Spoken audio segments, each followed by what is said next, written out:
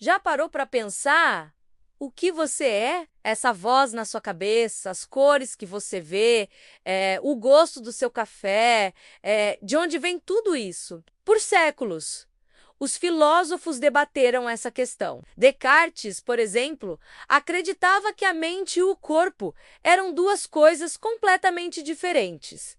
Uma pensa, a outra se move. Mas como é que uma coisa imaterial, como a mente, consegue fazer seu corpo pegar um copo d'água? Essa pergunta abriu caminho para uma ideia que domina o pensamento hoje: o fisicalismo. A ideia do fisicalismo é simples e poderosa.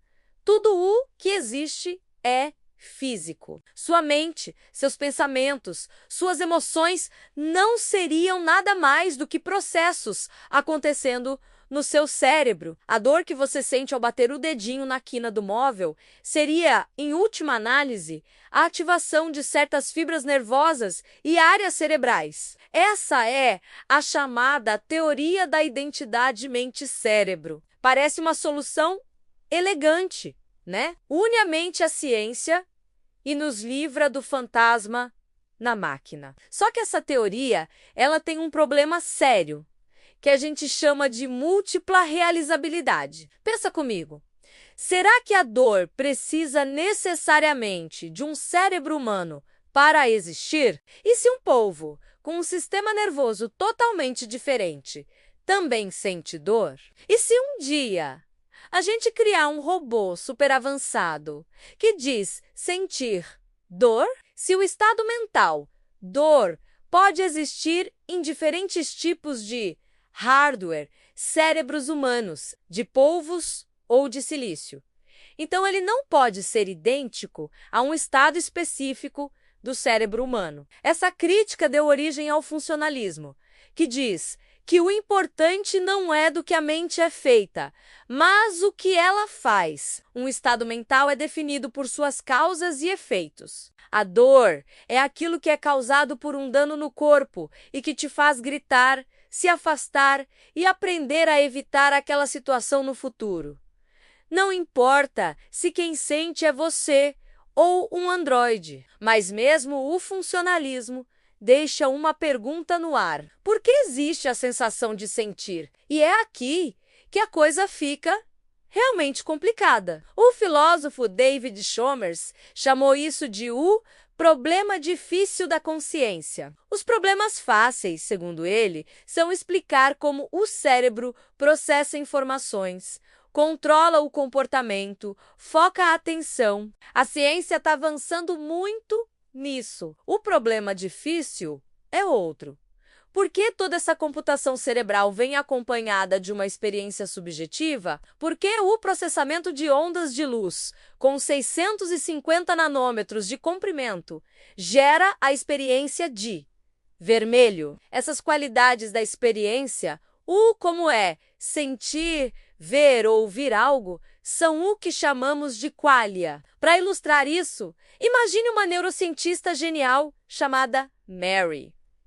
Ela nasceu e viveu a vida toda num quarto preto e branco. Mary sabe absolutamente tudo sobre a física e a biologia da visão das cores. Ela sabe exatamente o que acontece no cérebro de uma pessoa quando ela vê um tomate maduro. Mas a pergunta é: se um dia Mary sair desse quarto e vir um tomate pela primeira vez, ela vai aprender algo novo?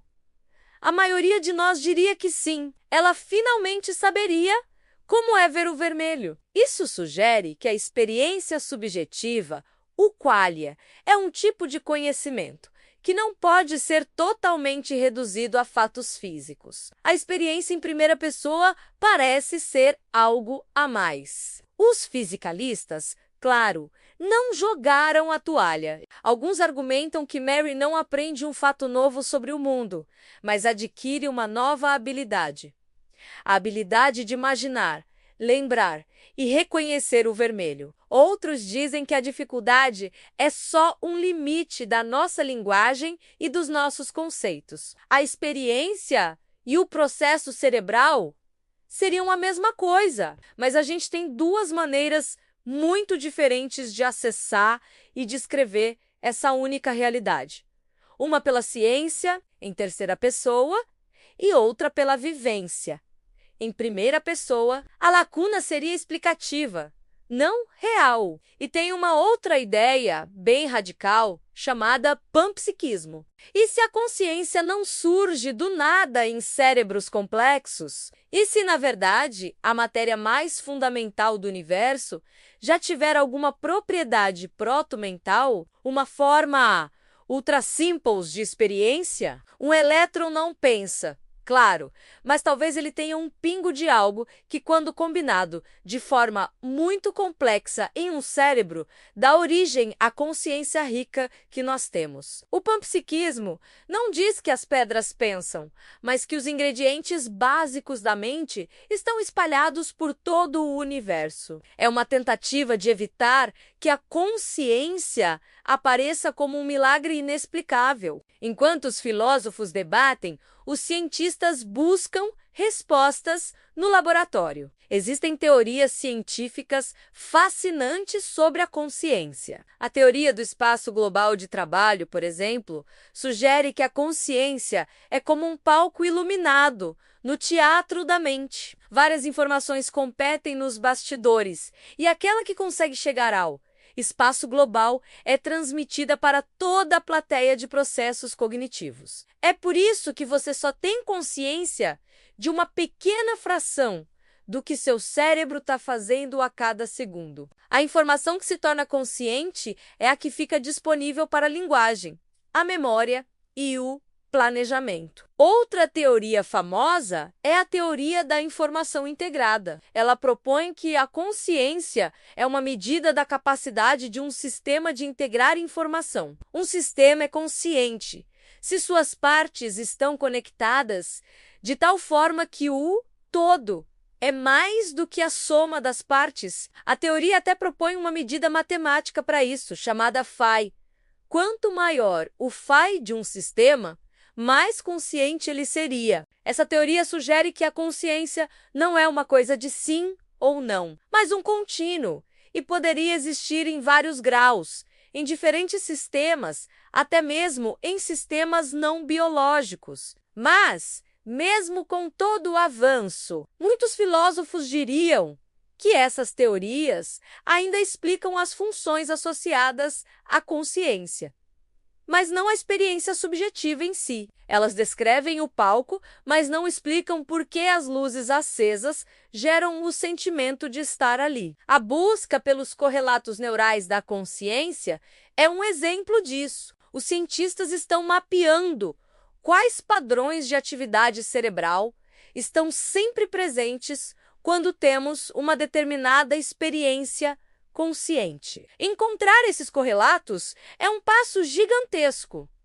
mas correlação não é identidade. Saber que a área X do cérebro acende sempre que você vê a cor azul não explica por que aquela atividade elétrica específica gera a experiência do azul e não do verde ou do cheiro de pipoca. A esperança de muitos fisicalistas é que, conforme a ciência avança, a gente acabe entendendo essa conexão tão bem que o mistério simplesmente se dissolva. Já os mais céticos acham que talvez exista uma lacuna fundamental entre o mundo objetivo da física e o mundo subjetivo da experiência. Nesse cenário, é importante não esquecer do corpo. Abordagens mais recentes, chamadas de enativas ou incorporadas, criticam a ideia da mente como um computador dentro do crânio. Elas defendem que a consciência não acontece só no cérebro, mas emerge da interação constante entre o cérebro, o corpo e o ambiente. Nós pensamos com o corpo, nossos movimentos, nossas sensações, nossa forma de agir no mundo são parte fundamental do que é a consciência. A mente não é algo que recebe dados passivamente, mas algo que ativamente cria sentido através da ação no mundo. A consciência está no ciclo de sentir e se mover. E por que tudo isso importa, afinal? Porque a forma como entendemos a consciência tem consequências éticas enormes. Se a consciência for um fenômeno puramente biológico, exclusivo de cérebros como o nosso, isso define quem ou o que pode ter status moral. Mas se a consciência for uma propriedade funcional, como dizem os funcionalistas, ou um padrão de informação integrada, então um dia poderemos criar máquinas conscientes.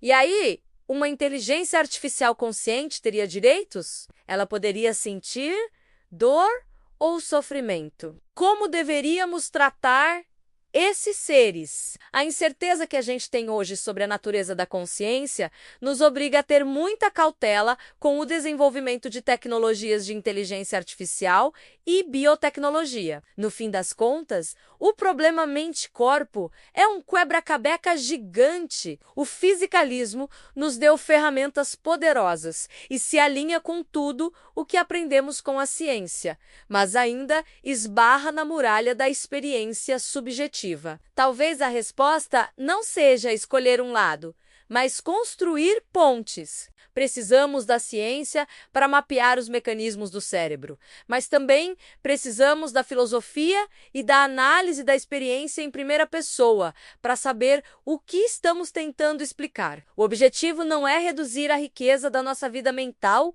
a meros disparos de neurônios, nem tratar a consciência como um mistério mágico. O desafio é criar uma imagem coerente que conecte o que o cérebro faz, o que o corpo vive e, finalmente, o que a mente sente. Essa jornada para entender a nós mesmos é talvez a maior aventura intelectual de todas. Obrigado por assistir. Se você curtiu essa viagem pela filosofia da mente, não se esqueça de deixar seu like, se inscrever no canal e ativar o sininho para não perder os próximos vídeos. Até a próxima!